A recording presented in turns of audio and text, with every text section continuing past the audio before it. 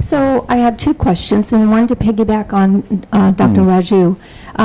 As yoga teachers, what you would recommend as our first and second step maybe to integrate great snippets of what we learned here into our yoga classes. And then the second question, my observation in the West is that a tremendous obstacle that people face in coming into a yoga class, whether it's in a group fitness setting or a yoga studio, is the misconception that in order to practice yoga, I must practice Hinduism, and that it is a religion.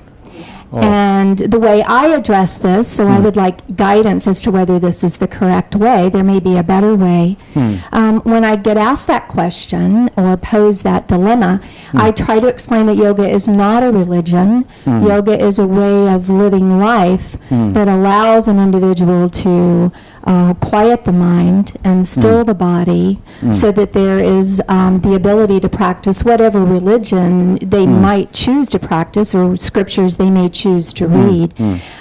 So your input on how we as yoga teachers might take baby steps to integrate this into our current settings. And then the second question, how would you suggest we address that obstacle, that question that people pose, yoga is a religion?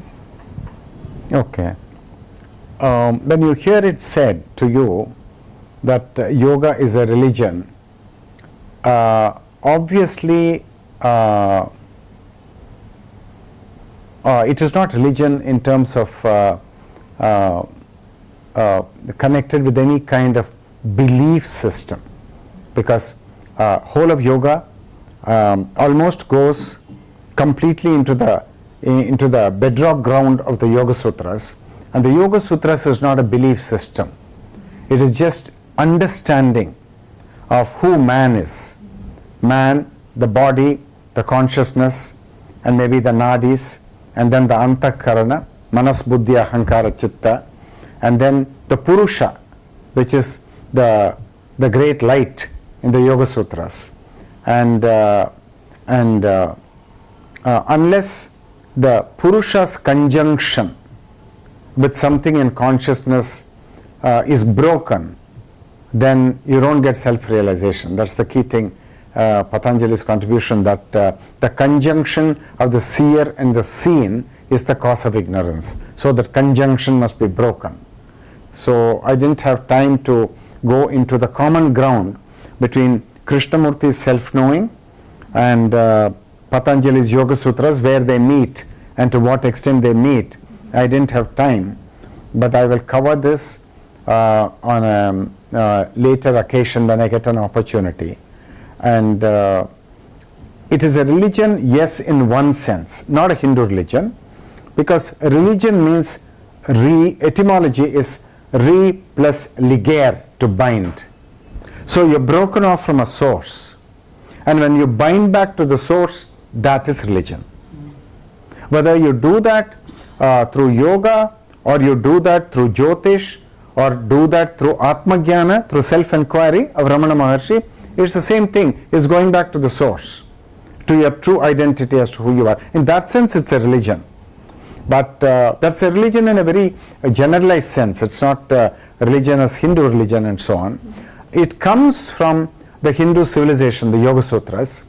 Then this is very much like asking the question, has Christianity entered into Newton's laws of motion? What do you think of that question?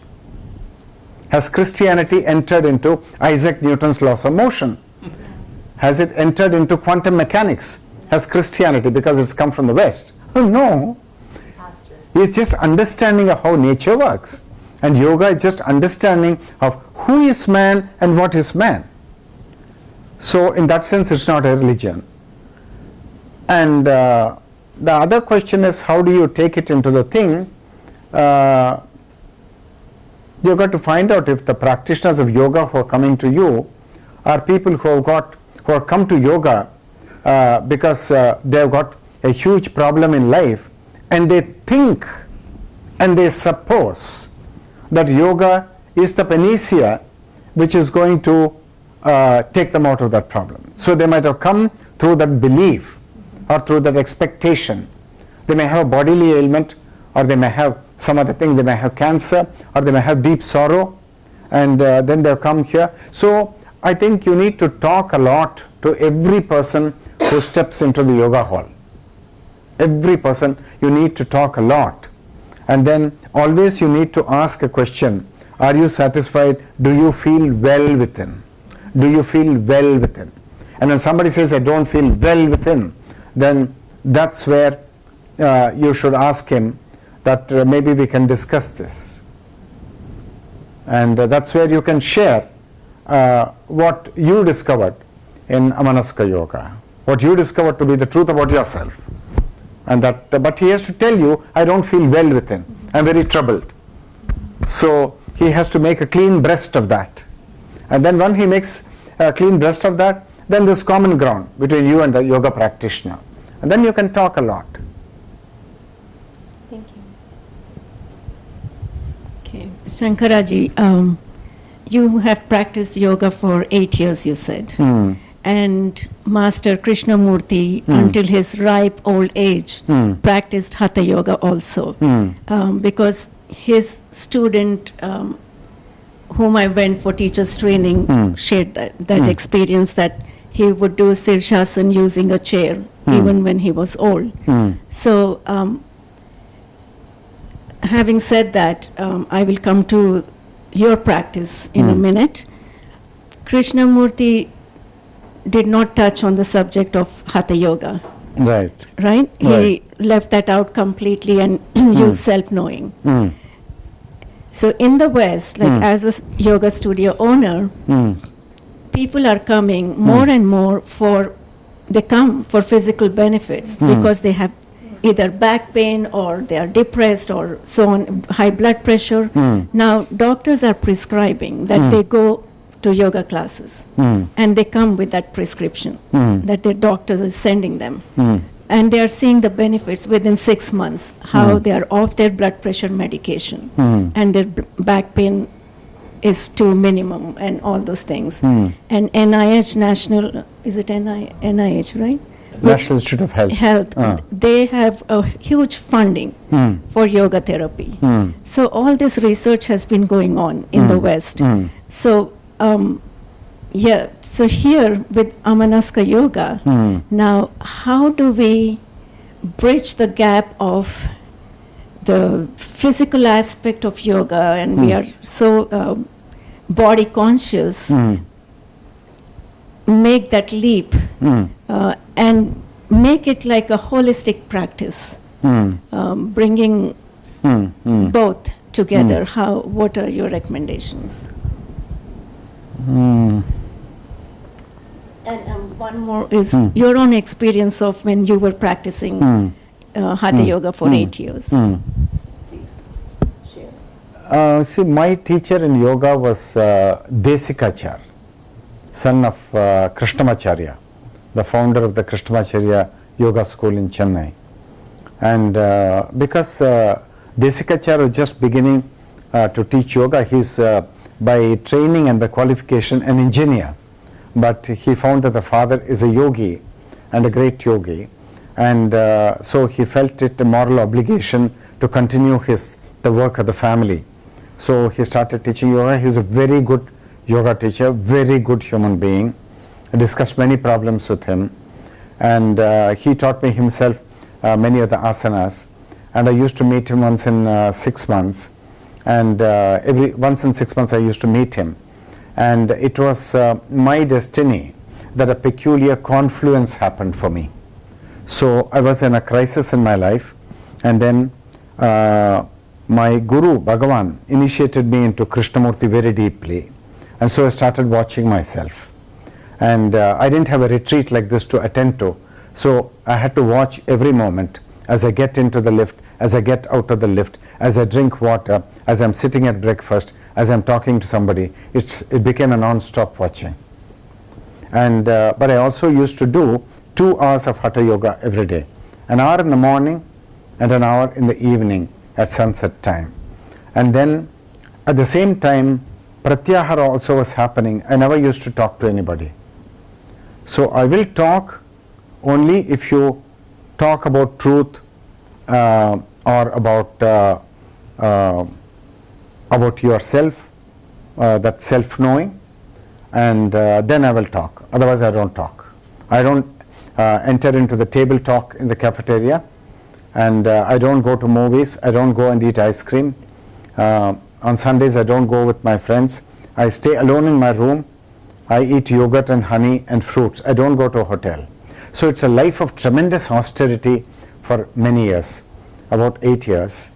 And without my ever asking for it, this Kundalini got awakened. There were many Kundalini experiences, and great intensities of silence, and tremendous sensitivity to nature, just weeping looking at trees. And I also non-functional, not able to do any work. So my institute actually wanted to kick me out, because I'm supposed to be a researcher. I'm supposed to be doing research, and here I'm not doing any research. I'm just staring at trees, and I'm not talking to people. And so I met my yoga teacher, Desikachar, and I reported to him my condition. And then I added last sentence, I don't know if all this is due to the practice of yoga, or whether it is due to Krishnaji's choiceless awareness, which is also going on concurrently. And Desikachar was little disappointed at what I said. But after the 8 years, slowly the yoga practice stopped, because life became more difficult and I had to do my guru's work. And now I try to do half an hour of pranayama and say a few things. The yoga thing is not there, but the choiceless awareness is is a perpetual thing. It is perpetual thing, never ending, and always there. So that's my personal thing. But I would say that anybody interested in the spiritual life will do well to come on the path of Hatha Yoga. Will do well, because there is a sutra, asanena rajohanti. So the asanas, what do?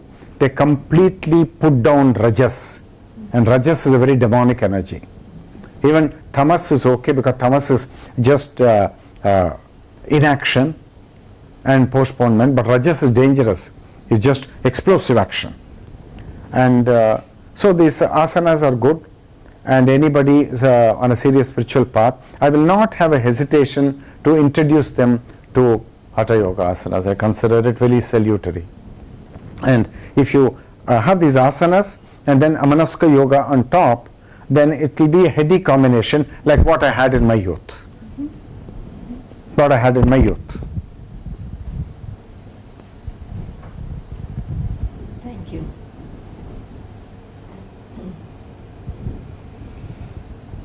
Prajnya Yoga is a non-profit organization in the U.S. The purpose is to not only teach the asanas and pranayama, but also to teach a person about themselves.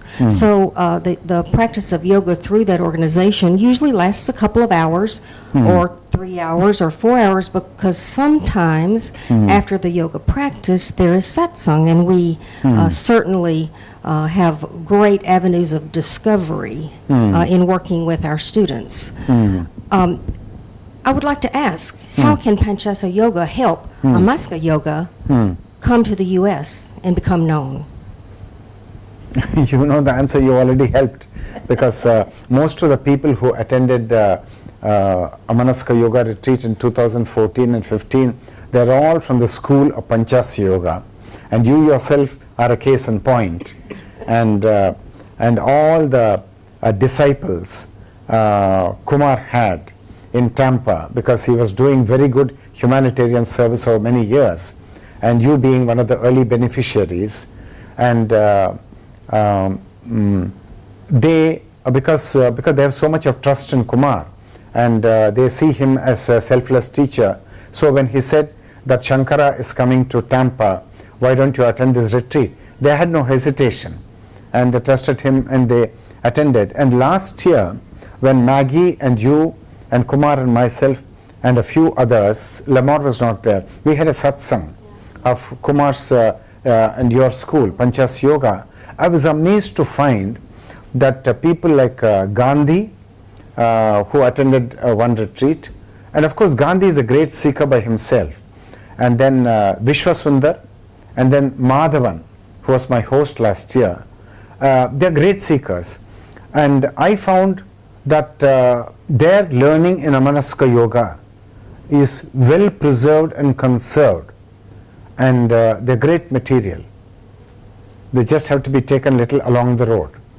And I was overwhelmed actually by what they were speaking, and I was listening to them, and that I didn't expect so much to have sunk in, and it was beyond expectations, honestly, because I just come once in a year and I just spend 2 days, but Kumar has been in touch with them, and you have been in touch with them, and you're talking, and all the time the satsang is there. So it was kind of the fire was kept burning, and that's a great thing. You're already sparked that process, and it's going on, I think.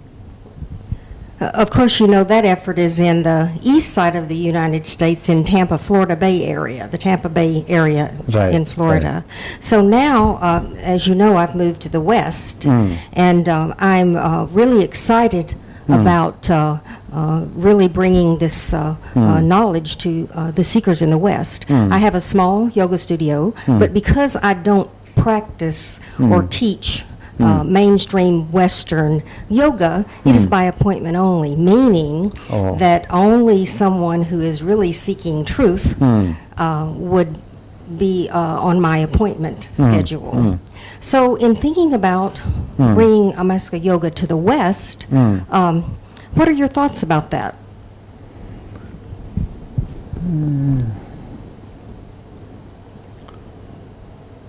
So many masters have come to America from India, bringing either yoga or Ayurveda or even Tantra or Bhagavad Gita or missions like the Chinya mission. They bring the Upanishads and they teach the Upanishads.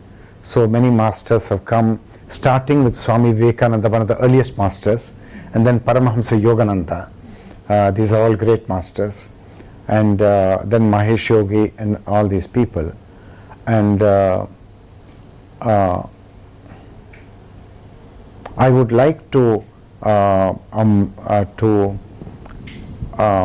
make Amanaska Yoga available to seekers, but I'm not prepared to tell lies. I'm not prepared to sell this like much of the thing has been sold. You see, it's hard for people to come to this because I'm not dangling a carrot. So a lot of carrots are dangled in the spiritual world, that you will get this, you will get that. And it's for the people to find out what they will get or what they will not get, depending on their sincerity and their dedication. And I certainly want it moved into the West, because I feel that the West has gone so deep into materialism and suffered so enormously, not outer suffering, which is predominant in India, but inner suffering. Inner suffering. Because you do not have the refuge of God, you do not have the refuge of family, and Indians have the refuge of God and the refuge of family. So Indians are insulated from suffering. Now, I won't call that a good thing, that you are insulated from suffering, because if you are insulated from suffering, you don't flower. You don't flower spiritually, morally, intellectually. You don't flower. But if you are exposed to suffering, and that suffering flies in your face, then there is a greater chance that you may spiritually flower, and you may make an authentic discovery of the divine. So I personally feel that the West has a greater appetite and is more ready for this than India, which has taken refuge in its glorious tradition. So I am for it, but I want it to be done in a nice way. May I make a suggestion here? With yoga being popular in the West, would you consider a combination of Amanaska Yoga and Yoga Sutras, a retreat where you can map Yoga Sutras with Krishnamurti's teachings and other masters' teachings and give it to the West. Maybe there is a better appetite when you present it that way. I think that's too much, because Yoga Sutras is heady enough by itself. It's just the most intoxicating wine.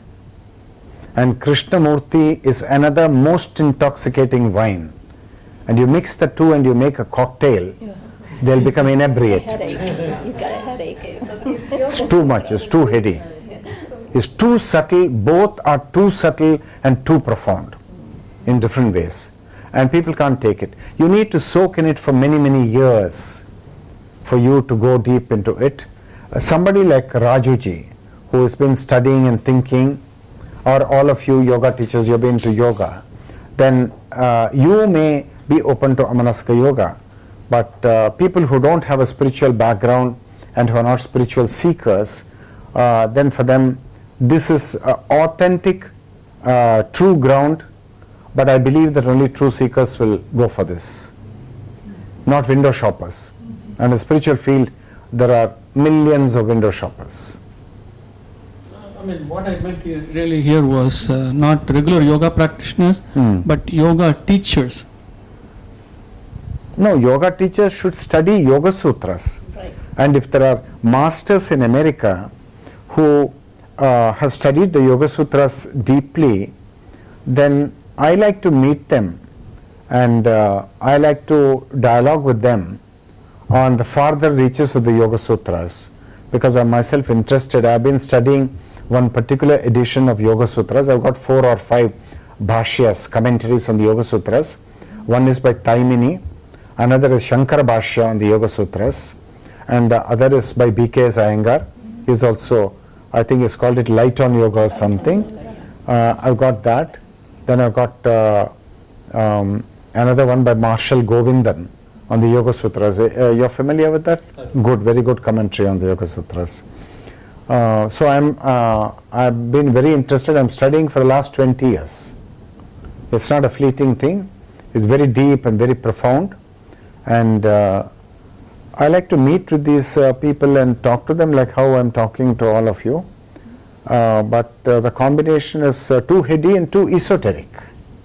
Too esoteric. It is for people who have soaked in it, like Amrit Desai. It's for people like him, because he's familiar with Krishnamurti, he's familiar with the Yoga Sutras, and he asked me, how do you bring Krishnamurti in here? He asked me in Florida, you remember? Yes. And so that's that. So thank you for so sincerely talking to me and asking so many interesting questions. And Maggie, yeah, please ask, Maggie. Now, I have a question. And I started out as a practitioner of yoga as a result of an ailment I have from stress. Right. Because all of these sensory influences, and in the West, it's all about success and Right. driving more and this Right, and that, and it's right. a vicious circle. So as I found going through the yoga, I began to breathe, I began to relax, I was able to cut down on medication, and I've had a friendship with Dawn for many years, and only by the grace of God did, with L'Amour, with her introduction and her kindness and then the meditation, I started to put, I knew that when I went to yoga, I was quiet. And I wanted more of that quiet in my life because I couldn't even focus. In fact, some of the work that Dr. Lanzasera had done with the pictures of our brains and all that activity, that there was no way that I was never going to be healthy if I didn't get that under control. So my question to you is this, as a newbie, right? And now having realized that I had to awaken that sorrow. I had to look at it square in the face, accept it as my own, eat it, and continue to be very watchful of everything that I do. with my Christian values, and we talked a little bit about the religion aspect, and there's so much to learn, and I don't want to overwhelm myself, and at the same point, the same time, I'd like to be put on some sort of a path with accountability, so that I take the appropriate steps to continue this journey, so that I can help others who, like myself, fell into this trap.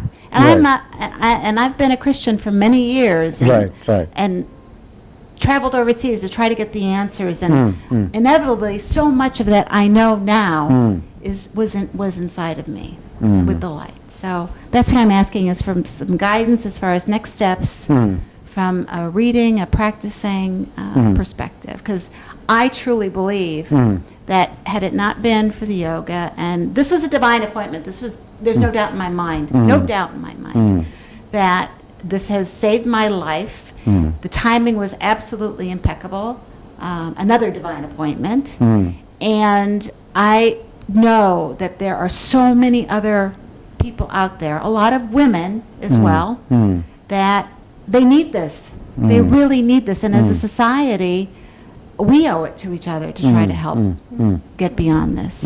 So that's my question. Yeah, that's a good question. And you see the way Dawn, I came to meet Dawn and her husband Dan in 2014 in Tampa, in the retreat that Kumar organized. And then Dawn was at a very critical crossroad in her life, extremely critical. She was almost falling off a precipice, as it were, into the ravine of nowhere. And then she saved herself through her ability to listen and her ability to learn. She saved herself, and having saved herself, she wanted to save herself more fully and completely. So she came last year for the retreat, and she saved herself even more fully, more completely. So now she has shared her secret with both of you, and this has helped both of you. And I guess that is the way it has to go, that by sharing our truth with others, that's the way we help the light to come to all, because the light is already there. It is just that it is covered over by algae. The light is already there. And so you now practice it, everything that you learned. You practice it in the small moments that I mentioned, that when you go to the toilet, I clean the toilet in the hotel, by the way. And I saw that the floor was dirty, I took the tissue paper, I cleaned it. And then opening the door and closing the door, parking of the car. Start with small things. The car parking is a big thing in India. Nobody parks it properly. Park it wherever you like. And then when you want to take out your car, you can't take it out because a motorcyclist has come and parked it right in front of your car. So you got to be sensitive to very small things. And that's how it starts. And sensitive to your body, sensitive to your own feelings. And when something disturbing comes into you, then you become intimate with it, then you be with it, you nurse it, you nurture it, you be a mother to it, and that's the way we learn. As far as from a study perspective? A study perspective, you have to read Krishnamurti. I'll tell you what books you have to read. I'm going to take you to the Krishnamurti Foundation when we come back from Mahabalipuram and Chidambaram. And then I will recommend a number of other books which you can also read. And you have to read. You have to read more. You have to have time for reflection. That is Shravana Manana, contemplation. You have to have time for reflection. And after 60, we all become contemplatives. Right? Right. Till then, we're very active. We're almost flying all over the planet and doing 2,000 things in a single day. Then we slow down. So Krishnamurti always used to say, slow down your thought, slow down your thought. And so reading, contemplation, and savoring every moment every moment, and heaven is here. Heaven is not elsewhere. Heaven and hell both are on planet Earth. You can create a hell, you can create heaven. So thank you very much. Thank you so much. And thank you for coming all the way from America and being through this seemingly difficult retreat. Yeah, namaste.